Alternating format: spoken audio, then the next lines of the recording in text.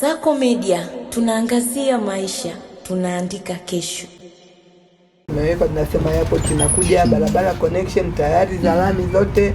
Japokuwa kuna ile moja tunaingoja ikija baadaye kutoka Tanga kupitia hapa kwenda Singida, ile itakuja baadaye, lakini sasa hivi outlets zote zinafikika.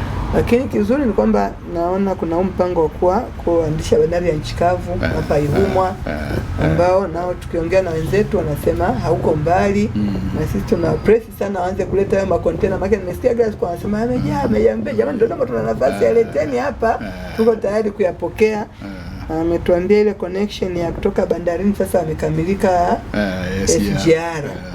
Kwa hiyo habu ipo hiyo, nani bandari kavu ipo, ndege ipo. Wanaambia tu tumekosa bahari, lakini tuna bwawa kule tunalibadilisha liwe bahari.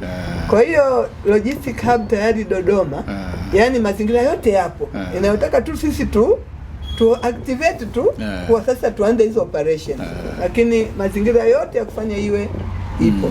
Kwa hiyo ni priority ya 3 ya kuikuza uchumi wa mkoa wa Dodoma.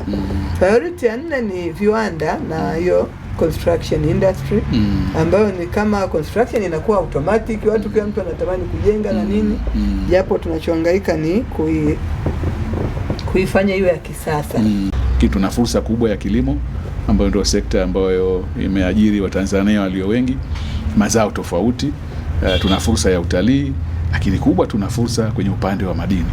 Dodoma imebarikiwa, ni miongoni mwa mikoa tajiri. Tanzania yote tunajua ni tajiri kwenye madini, lakini Dodoma nayo ni miongoni mwa mikoa tajiri sana.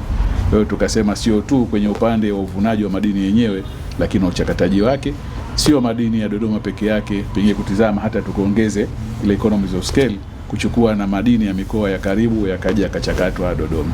Kwa ujumla fursa iliyopo kwa kuhamishia makao makuu ya Dodoma ni kuleta mageuzi makubwa ya kiuchumi, nafasi ya Dodoma kwa ajili yake yenyewe, lakini kwa ajili ya taifa, lakini na wananchi wa Dodoma kuweza kubadilika na kunufaika na haya mageuzi ambayo yanaendelea. Kubwa ni haya, tumebadilishana mawazo mengi na Mheshimiwa Mkuu wa Mkoa, ikiwemo pengine madogo kwenye upande wa utalii, kutizama jinsi ambazo fursa ambazo zipo karibu hapa, kwa mfano kuunganisha mkoa na hii National Park ya Ruaha ambayo ni moja kivutio kikubwa cha utalii kwa ukanda huu.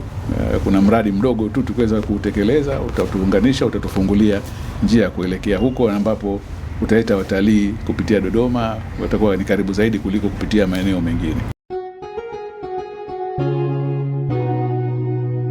Kasako Media, tunaangazia maisha, tunaandika kesho.